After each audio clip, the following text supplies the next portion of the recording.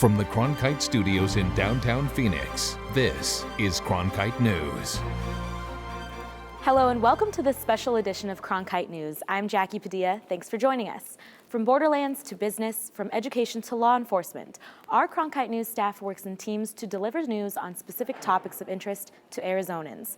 Tonight, we highlight some of our top stories on the consumer beat, stories about protecting the health and livelihoods of people across our state. Getting through a long stay in the hospital is challenging for anyone, but when we're talking about a young child, the experience can be especially traumatic. Reporter Yahaira Jaquez gives us unique access into a Phoenix Children's Hospital department designed to make each child's hospital stay a little easier. It's a job most of us have never heard of unless you've unfortunately had a sick child in the hospital. Child life specialists work day in and day out to bring a little normalcy to the children in the hospital and to help them heal. It's a special day for baby Vivian Johnson. That's right. That's right. It's my birthday. Vivian turned 1 today, and a year ago when she was born, we were told she wasn't going to live, and she's done really well for the most part since then. Born with heart complications, more bad news came just 8 weeks ago when doctors diagnosed Vivian with cardiac failure. Right now we're waiting for a new heart for her. She's on high priority for heart transplant. For her siblings, Savannah and Blake, it's been especially hard. I love her and I want her to get a new heart. But a special person has helped them get through it. Gigi. The Gigi's been a lifesaver for our family. I have just been able to provide the brothers a little bit of that normalization. I mean, they are kids. Well, the child life specialists cater to the children's psychosocial needs. They're part of the medical team. They work with the doctors and nurses, but they're focusing on the psychosocial needs, whereas the doctors and nurses are focusing on the clinical medical needs. It's with teaching tools like this that Gigi and other child life specialists explain to children what's being done, whether it's a procedure or surgery. And in Savannah and Blake's case, what it means for their sister to have a new heart. I will help support the siblings by dissecting the step-by-step process of what it's like to even get a heart transplant. What does it mean? Part of the job is also reminding the children that they're still kids. Just for that little while, they forget that they're here in the hospital because they start to smile and they start to just play and be themselves, and you just see all that in their facial expressions. Just being himself is tough for Nolan, who's an asthma patient. Also suffering is his family. Everybody wants their child to feel good, be happy and healthy. And we was not expecting to end up so many days in the hospital. So it's very hard. But seeing the smile on Nolan's face when the specialist brings his favorite toy makes it better. Oh, that was wonderful. They was coming every few hours, checking on him. At the end of the day, specialists want children like Vivian and Nolan to go home healthy and knowing they'll always have a friend at the hospital. We're almost ready to go home. Very exciting. There are only about 5,000 certified child life specialists working in hospitals across the country today. But there's good news for Nolan, the boy with asthma. He is now home. I'm Yahaira Jaquez, Cronkite News. Thousands of Arizonans work each day as caregivers, taking care of a spouse, parent, child, or friend, but sometimes the amount of care needed can be overwhelming. Reporter Jesse Schultz caught up with one Valley caregiver for insight on just how stressful the job can be. Programs like Foundation for Senior Living, Area Agency on Aging, AARP, and the Arizona Caregiver Coalition all offer unique support programs for caregivers, and the need is great. Sometimes I would just kind of lay on the ground and tell myself to breathe and get through that minute. You'd think that Ken Koch lost the love of his life, and in some ways he did. There's a grieving process that begins. It's not that the person has passed away, they're grieving the past relationship. 7 years ago, Ken's wife Mary had a malignant brain tumor. Its removal caused her to lose short-term memory, motor skills, and left her needing 24/7 care. The 64-year-old is also her full-time caregiver, and simple routines, like emptying the dishwasher, have become a form of therapy. Arizona State University professor David Kuhn has spent 20 years studying the stressors of caregivers. Not everyone reacts in the same way. So some people experience depression, depressed mood. Some people experience frustration or anger. Others experience worry. A recent study by the AARP reported that 55% of caregivers feel overwhelmed by the amount of care their loved one needs. Ken Koch, needing a break himself, now takes his wife Mary to the Adult Day Healthcare Center 3 times a week. One of the biggest stressors caregivers experience is a sense of isolation, all the while remembering back to happier times. Very, very lonely. You lose your wife, you lose your way of life. I lost my career. I lost the home that we loved. I think that they think that they're the only ones in that situation.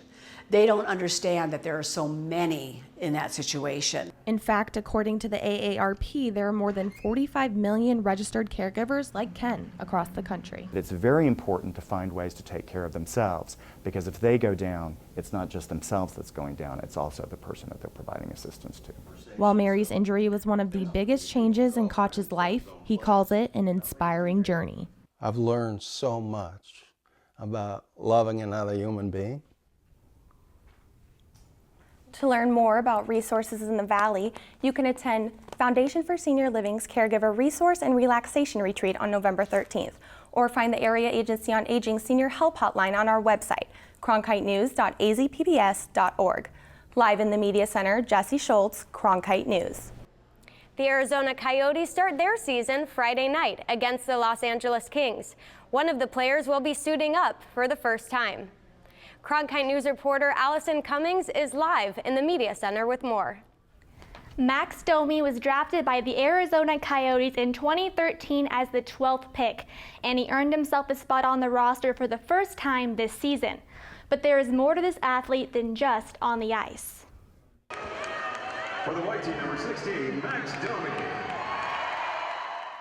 Max Domi is the son of former NHL enforcer Ty Domi, one of the top young players on the Arizona Coyotes, and a type 1 diabetic. I was diagnosed with type 1 diabetes when I was 12 years old. I didn't really know a whole lot about it, and I obviously was in the hospital for quite a long time and saw a special in this guy named Bobby Clark, who was this tough guy. He was the cap. He was the CE for Philadelphia Flyers, and he was a type 1 too. So I mean, it's definitely a guy that I looked up to and is a role model in my life as a type 1 diabetic and as a hockey player. So I changed my number to 16 and haven't looked back since. Type 1 diabetics are insulin dependent, meaning the pancreas does not produce enough insulin to regulate blood sugar. Because of that, Domi wears an insulin pump while playing. Nurse practitioner Pam Akers explains how the device works. It uses rapid-acting insulin, so a little bit of insulin goes in all the time, which is called the basal insulin. And then when you eat carbohydrates, or you're going to eat whatever food, then you count the carbohydrates and you put that number in the pump.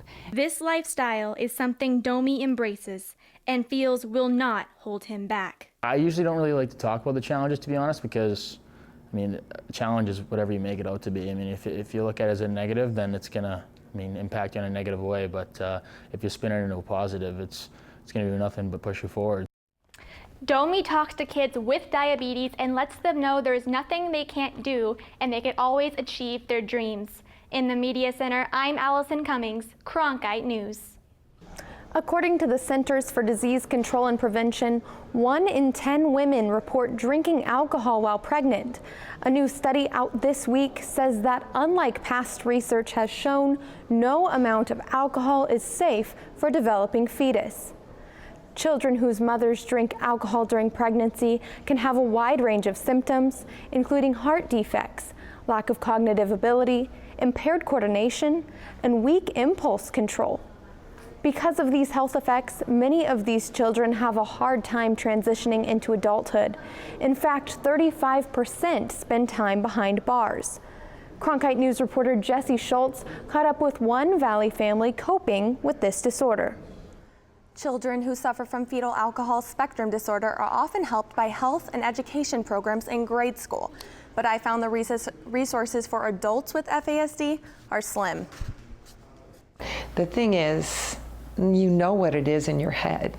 You do not know what it takes. Bobby Cathcart adopted Tiffany 21 years ago. She was starving and abandoned by her mother. Bobby has fought for Tiffany ever since. At 7, Tiffany was diagnosed with fetal alcohol spectrum disorder, or FASD. I definitely wouldn't be where I am without her. Tiffany's frontal lobe didn't develop fully in her mother's womb. She has problems with memory, irrational behavior, has a learning disability, and more. Bobby worked to get Tiffany the care she needed throughout grade school, but it wasn't easy. This is the problem with FASD. You have to fit into their box. But the way the boxes are set up, both in education and healthcare, that's the box. You're in it. You get what's in it, but it isn't enough, and it's not the right thing.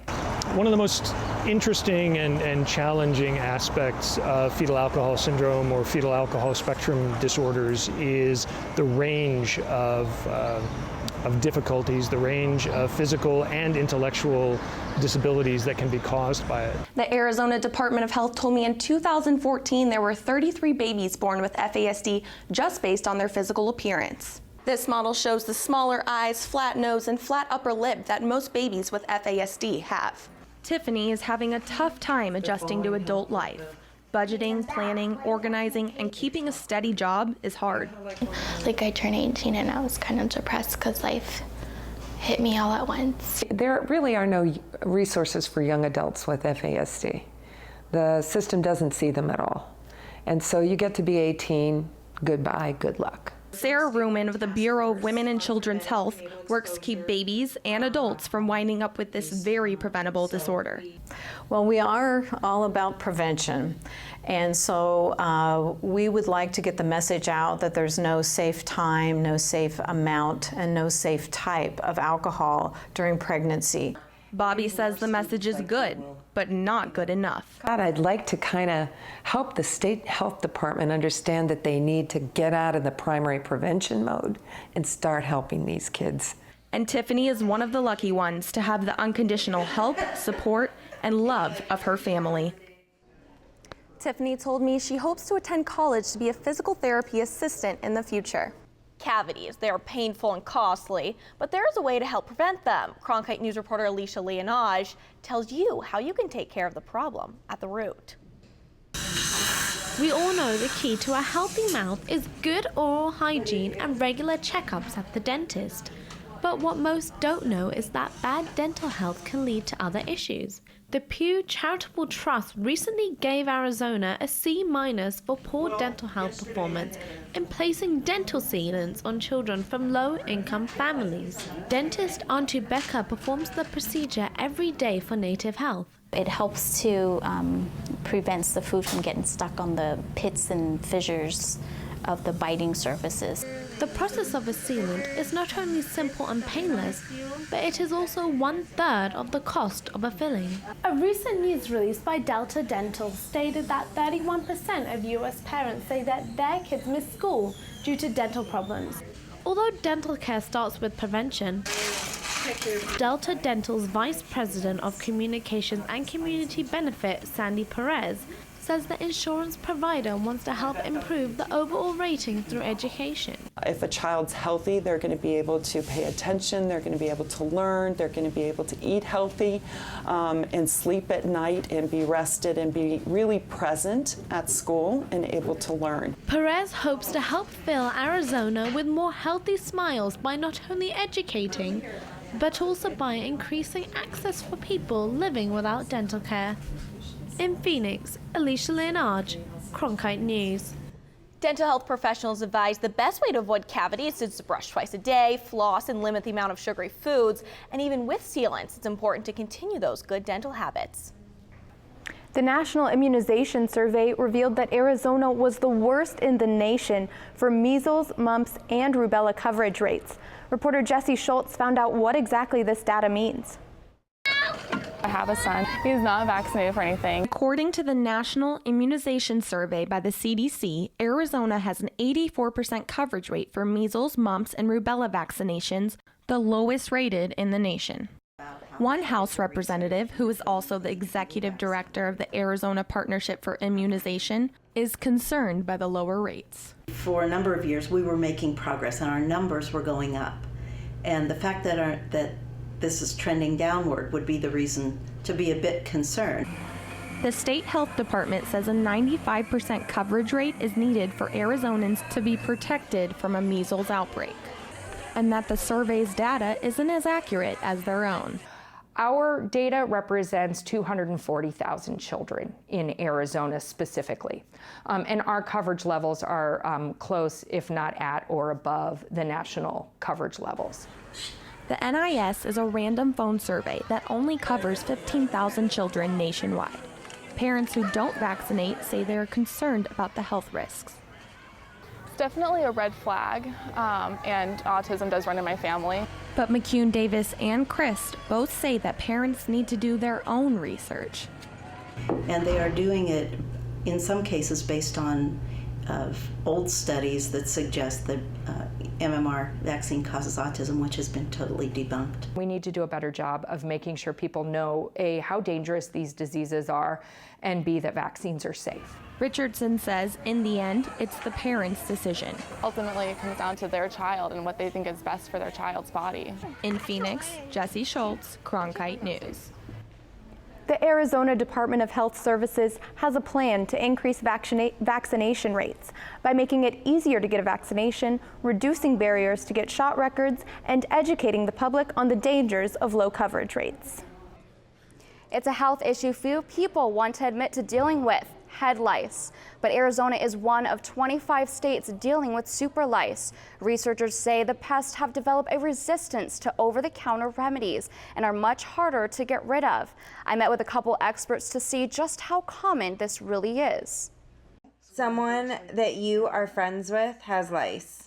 It's all too common for kids to find themselves in the chair due to head lice. Jordan, a 6th grader, is back after 2 weeks of being bug-free from her first treatment. I'm back here for a checkup for the second time, and they found 2 more bugs. I don't think I'd ever be able to do it on my own.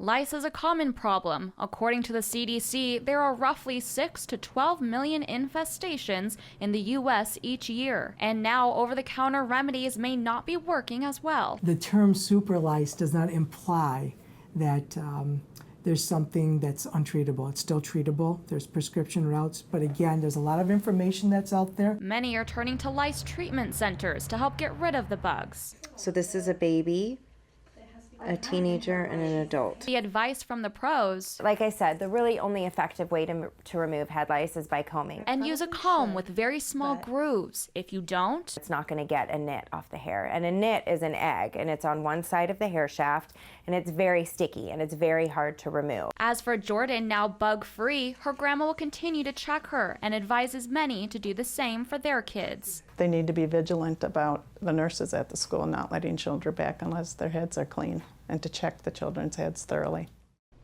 Top myths: lice has nothing to do with hygiene. They don't fly, they jump.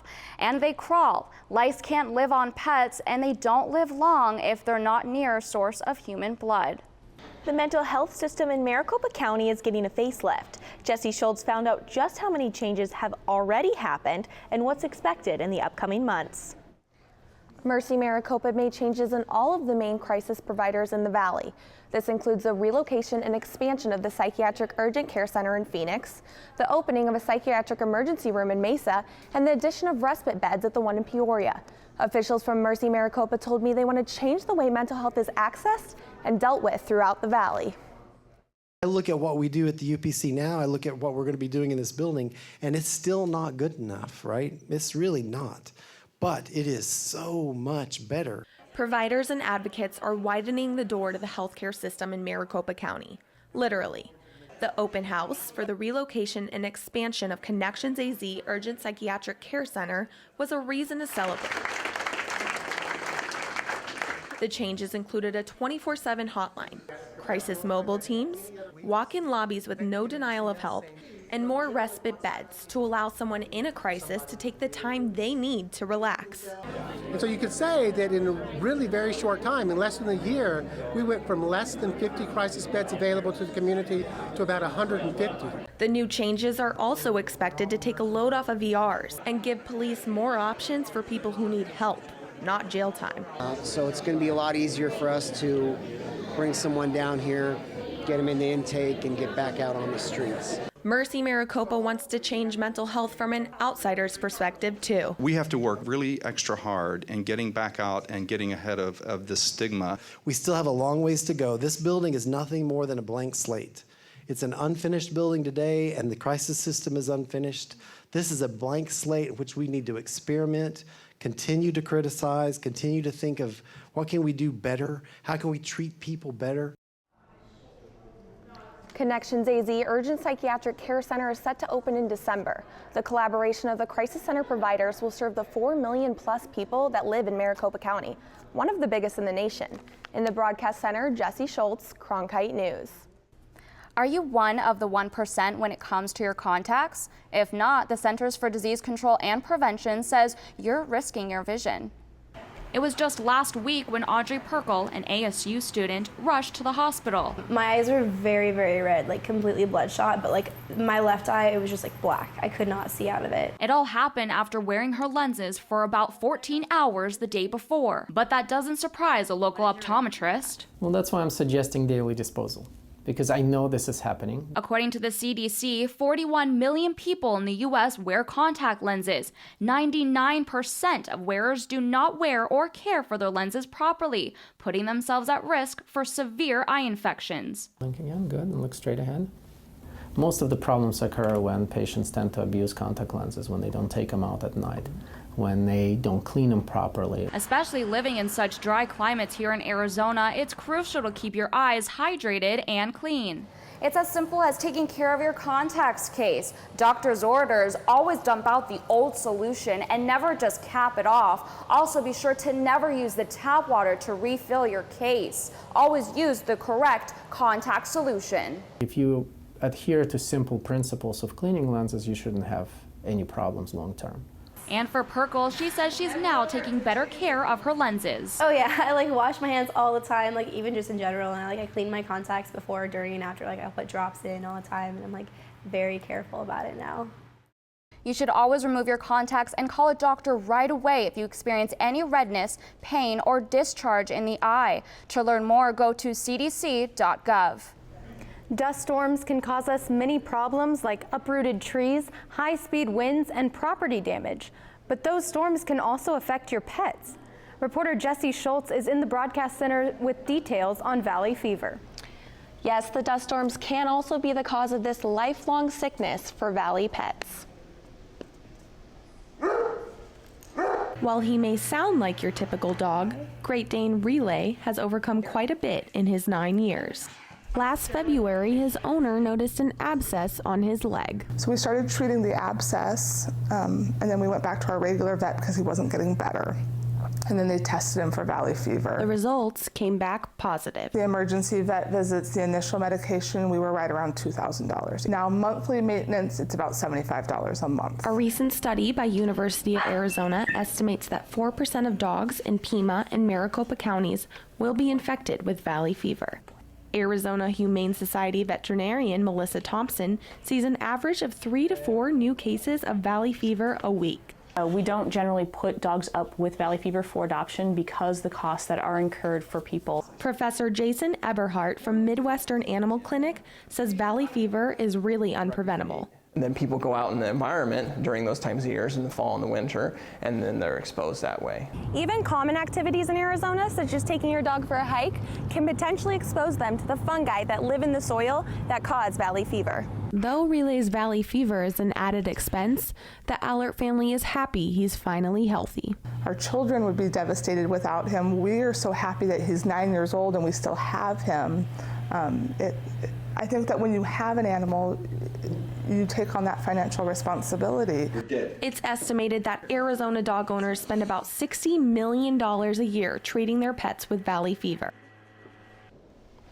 If you notice your pet has a cough, lack of appetite, or even lack of energy, take them into your vet to get a test for valley fever. The earlier it's detected, the better. In the broadcast center, Jesse Schultz, Cronkite News. Scientists have been stumped for decades as why elephants rarely get cancer. Now, a new discovery with a link to ASU may have the answer. Cronkite News reporter Lauren Michaels is at the Phoenix Zoo to explain what this could mean to prevent humans from getting cancer. This is Sheena. She's a 43-year-old Asian elephant. Her and her entire kind have a 5% mortality rate linked to cancer. That's half the rate that humans do. And now scientists think they've discovered why. You ate it all. Yes, you did. Heather Wright, the elephant manager at the Phoenix Zoo, has been working with Asian elephants for more than 15 years. And they're just amazing. I don't know if you call them spiritual, but you just look into their eyes and there's something deep going on in there. But what Wright didn't know was that Sheena has a cancer prevention gene that's inside all elephants. Carlo Maley, an associate professor at ASU Biodesign Institute, worked with the team on the groundbreaking discovery. And what we found was that they have many extra copies of a tumor suppressor gene. So there's a gene in the genome that one of its functions is to prevent cancer. It's called P53. Humans have only one copy of this gene. Elephants have at least 40. Once the gene detects a risk of cancer in a cell, it kills off the cell right away before any tumor has a chance to grow. So this is really exciting to us. It means every large organism out there has a key to preventing cancer, and they're just discoveries waiting to be made. Maley's team of scientists will continue to work on this study and with elephants to further the research. As for Wright, she continues to work with Sheena, knowing that there's much more than meets the eye. I love her, she loves me, and so it's definitely been worth it. It's a fun bond to have. All the experts involved in the study do say that the elephant gene discovery may take a little while to translate into the human research. In fact, they're moving on to even bigger mammals, the humpback whale. Here at the Phoenix Zoo, I'm Lauren Michaels, Cronkite News. That's it for Cronkite News tonight. For top Arizona stories anytime, go to cronkitenews.azpbs.org. See this play set? There used to be a pickup truck sitting there, a truck I didn't use and didn't want. So I donated it to public television, and they took care of everything. In addition to supporting my favorite programs, I earned a tax deduction. Turn something you don't need into something you really want. Contact the Vehicle Donation Program.